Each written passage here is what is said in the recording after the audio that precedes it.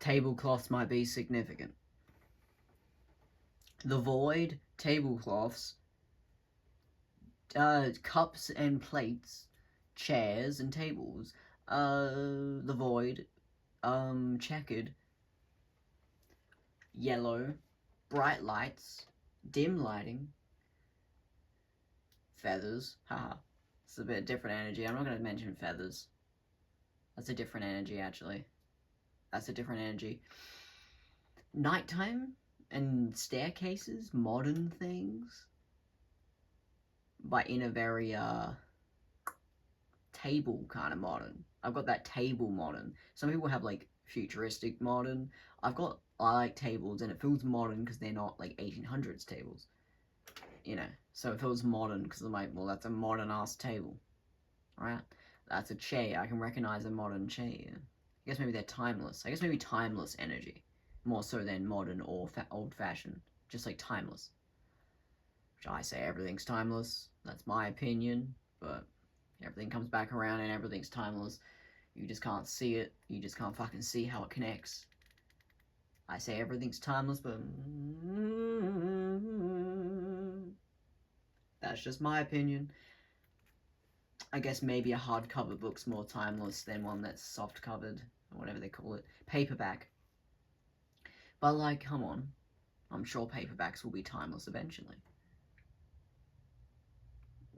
That didn't even make any sense. I'm sure it'll be timeless eventually. Well, maybe it does make sense. Right. Leave me alone. Anyway, tablecloths might be significant. Alright. Cups. Ceramic plates. Showing up in the void. A table shows up. A light. On the table. You walk up to the table. You sit down in the chair. A table and knives and forks and a napkin get served to you as you sit at this table. Great service. And then the food shows up as they walk out of the void and they walk back into the void to give you some food.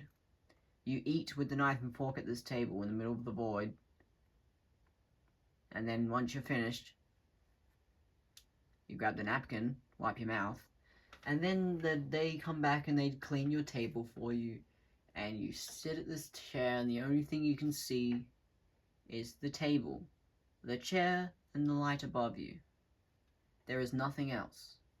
It is just you and this table in the void.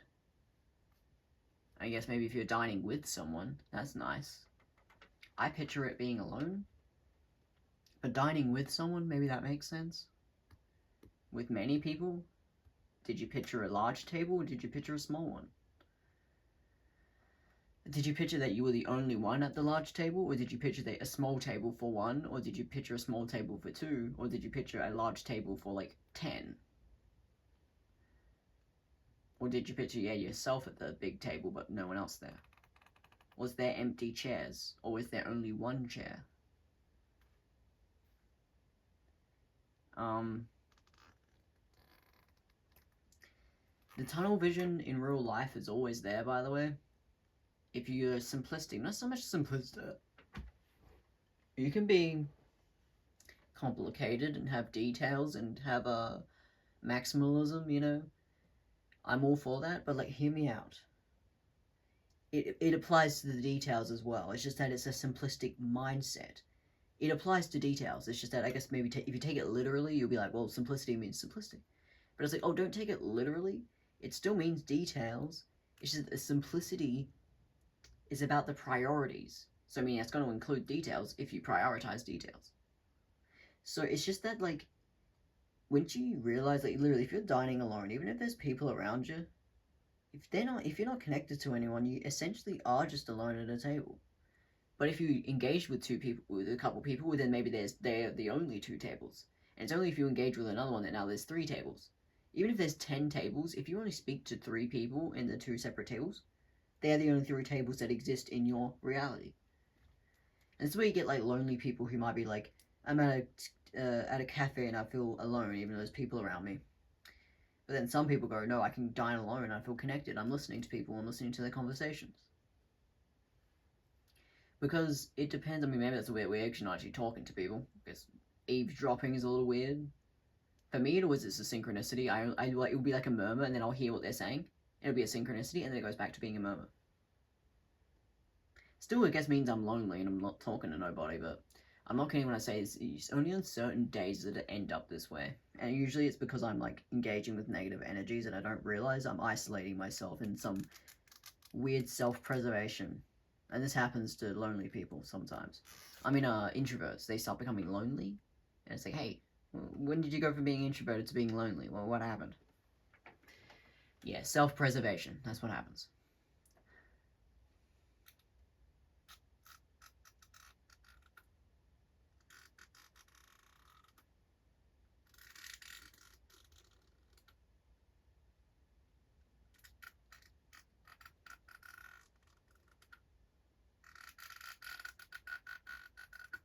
What am I doing? It's really satisfying, right? It's bad for my teeth, I don't know. It's bad for my teeth. Yeah, I shouldn't do that. Anyway.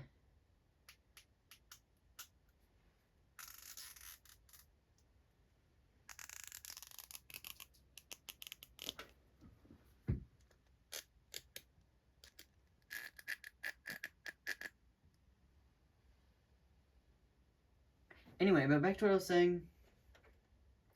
Within the simplicity, you can walk around in a city and feel like you're in a film clip. And that's what happens with priorities, or like simplicity, but you can be detailed, but like it's each thing you're engaged with.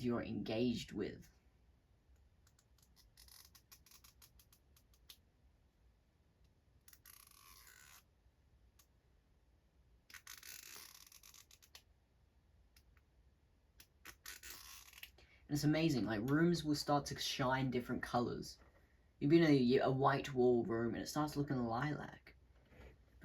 And it starts looking like the breeze is almost like making the curtains fly. Instead of, oh, they're in the breeze. It starts being like, no, they're flying. And the walls start looking lilac.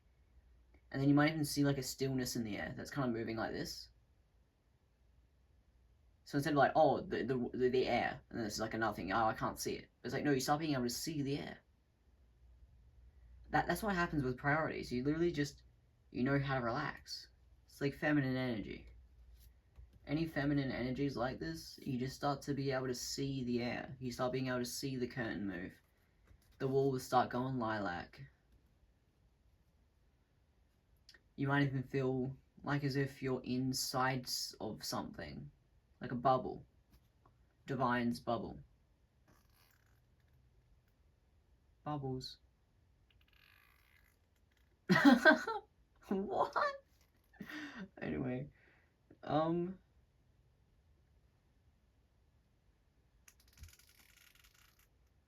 have to do something about it. So yeah, the energies I'm sensing.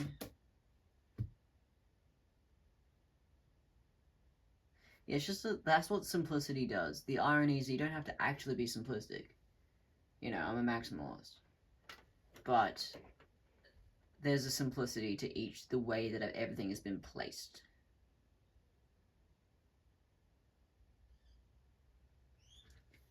There's no clutter. Clutter clouds your vision. Going to a cafe, you start noticing, I don't know, the crack in the wallpaper. I don't see the crack in the wallpaper. I don't even notice those things. And if I do, I'm like, ew. Well, look at that. Or like it's like aesthetically messy. I love places that are aesthetically messy. The irony is that I've got like really expensive taste, but I'm like, there's something about like something kind of run down, or like an op shop, how the walls or the exposed ceilings. I'm obsessed with that. The irony of my taste, but like I'm literally like, why am I so obsessed with buildings that are kind of, you can see the stonework, or the wooden part of a wall is kind of torn open. Anyway, I see it like in a way that's really nice. Looks like a film clip, something kind of run down. Looks like a behind the scenes. I like that energy. The modern world likes to kind of show the behind the scenes, you know. Like even if they're wearing something old fashioned like a corset, people wear it on the outside of the clothes now. Because we like the behind the scenes. there was a time, of course, where people would cover the corset. It was just like a undergarment. But now it's like people are like, yeah, but why does it look so cool? We want to look at the inner workings. Like sketch paper. People like pictures of sketches. Well, to be honest, at the moment, people are preferring things to be finished and done well, but still, people love the inner workings. But within what energy I'm in at the moment, though, I have to kind of lean into clean, well done things. It's just that it always leads to a little bit of behind the scenes. But I'm not kidding when I say it's about the finished product for me at the moment. I need to clean and get rid of messy energies that I'm involved with. Things like cleaning my edges, like it's like cleaning, finishing things. And it's wonderful if I actually find a reason to be kind of messy. Because at the moment I can't be messy. I can't be. Any mess gets in the way. Gets in the way of pictures, gets in the way of what I'm filming. Everything needs to be clean. It feels great.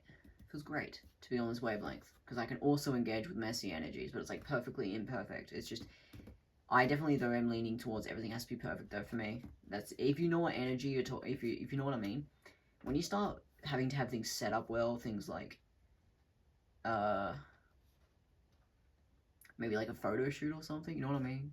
It starts being like, if it's messy, that's cool, but a lot of times, like, it has to be like, it's about the aim of perfection. If there's something messy about it, that's what happens to it. But if you actually aim for that, it becomes too messy, and then it kind of ends up looking underdone. So you actually have to always be in the aim. And if you're in this energy, it's like you almost have to aim for, it's like aim for the moon, but fall on the stars. That's what happens like all the time. Or aim for the moon and actually fucking land on the moon. Like it starts being like, oh, I actually have to aim higher because I am involving myself with the wrong energy. I keep like falling down. Like I actually need to be aiming high so that I land perfectly imperfect. I can't actually be not really aiming. So the irony is that I have to be extremely clean, but it can lead to like a messy outcome, a messy picture, perfectly imperfect.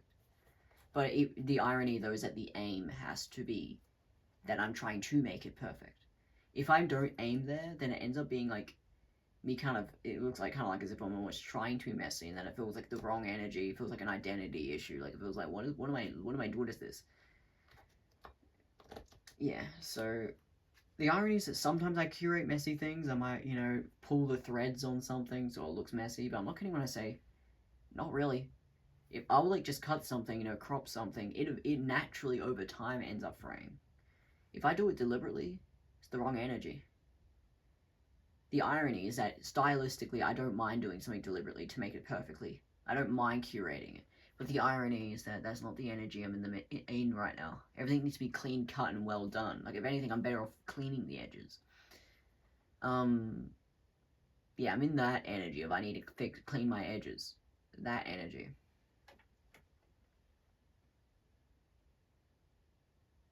Anything messy is in the way.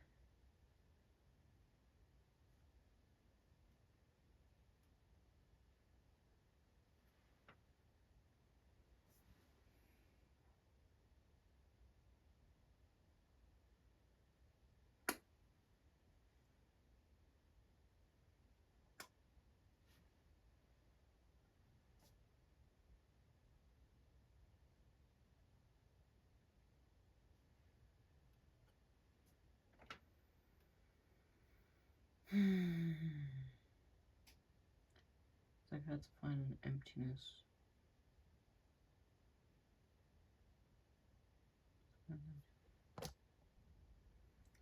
There used to be a forest and now there's a void. Void feels kind of like modern. Forests feel like the old void. The one that makes way more sense. Like, it's it's a forest that you can be all by yourself. But it makes more sense than the void. Like nature, especially forest, with the fact that you're kind of alone, it's very like closed off from the sky. Because the trees are all kind of covering you. You see how that's an actual being alone that makes more sense? Because the trees are very alive. I guess maybe if they're not alive, well, there's still a ground, The actual void is just very, very void. It's actually nothingness. Like, people who go to the void, a lot of the time should just go to a forest. That's why I used to always go to a forest. But I've ended up in the void. The void almost feels modern. Because there's no nature. Well, maybe the void is the night sky, I guess. Or maybe even that had stars. I guess maybe the void is when there's no stars. Or it's just a different place entirely.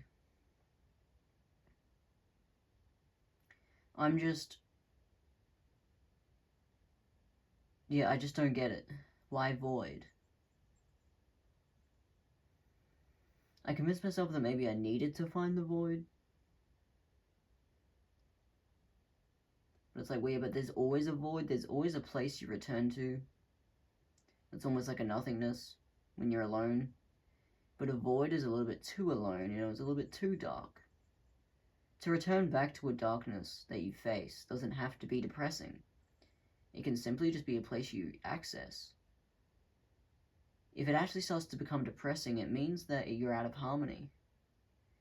Your life is supposed to be fulfilling so that you can return to a nothingness. If your life is unfulfilling, you will return to this other kind of nothingness where it's like you're in a nothingness and you're also unhappy with the fulfillment. And then you see how that turns kind of into a dissociation. And this is where you get people who can't be alone. And I'm literally like, but it's actually got everything to do with you not being alone. You're supposed to be fulfilled. So that the desire to be alone is like in contrast to having fun, to working on things that you care about. If you don't work on anything you care about or don't talk to people you want to talk to, when you're alone, there's nothing to reflect on. And then you have this void that doesn't make sense. Because there's no reflection. I mean, maybe I guess you could say there's always a reflection, especially if your life sucks, I guess you could say, well, no, there's always a reflection. But I'm like, yeah, but it starts to not make sense. Or like it's really dark and really depressing. And you start getting unmotivated.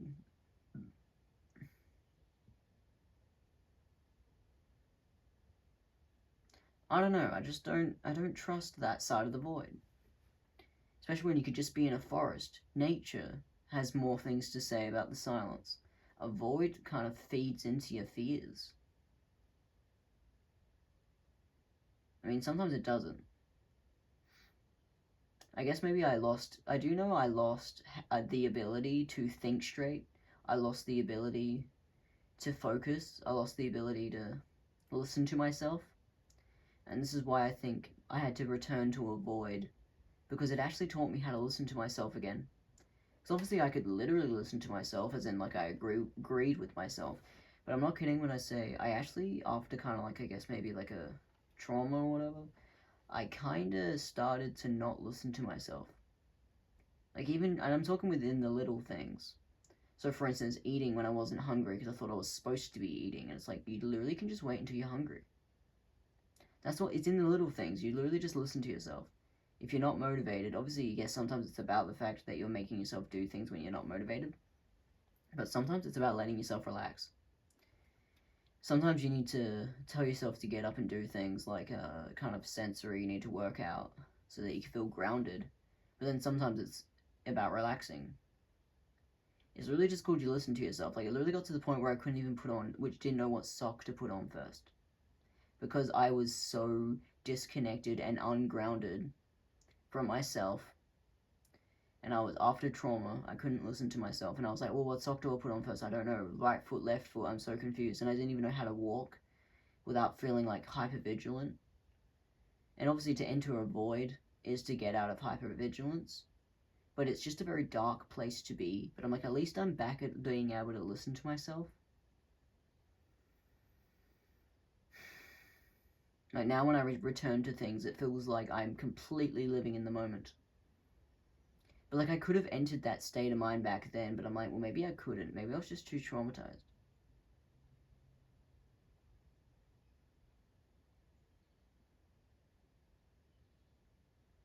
I just hate that I became that way. But I guess maybe I had to return to a void in order to listen to myself. I don't know, I wish I just lived in the moment back then, as well as now. But now it's like, oh, I have to keep rediscovering living in the moment, rediscovering free will. It's always in the little things. It leads, by the way, to more important, significant things. You know, but it's in the little things. But I just hate that it ended up being, yeah, a void. It's a void. But it's like, yeah, but that's where you listen to yourself. That's where it comes from.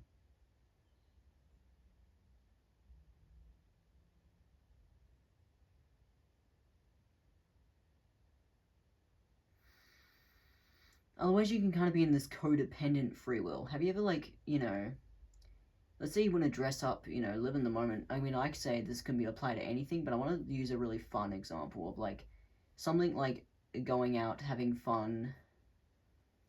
I mean, I know some people aren't that extroverted, but, like, let's say you just want to, like, I'm talking, like, extroverted things, like talking to people. Have you ever, like, you want to dress up, but then let's say you don't have the perfect outfit. You still, of course, live in the moment and choose, like, oh, this is a good enough outfit. But you know how you can always feel that it's a compromise? You know, like, if I just had the right outfit, living in the moment would feel like my thing. And this happens. I'm like, that's my mindset. The void will tell you to put on the exact perfect outfit and then you go out. The whole, oh, you know, this is good for now. That's the dissociation, that's the compromise that people who haven't entered their void are always in. If you are not in a void, do you know what happens? Or you're not familiar with your own void? You will always feel like you're always compromising. Like, yeah, you're going out. Yes, you're talking to people. Yeah, you're dressing up. Like, how do I describe this? You will always feel like almost like a drop down of, like, oh, I guess I get to hang out with these people. And it's weird, because again, a lot of time it can still be fulfilling. But you know how you're like, it would just be more fulfilling if I was in the right outfit. And that's, yeah. You will end up with the right outfit if you enter the void. Or just get the right outfit, I guess, and then you don't have to enter the void. And that's what I mean by, like, you don't actually have to be a weirdo entering the fucking void. But, like, either way, though, that's my way of doing it.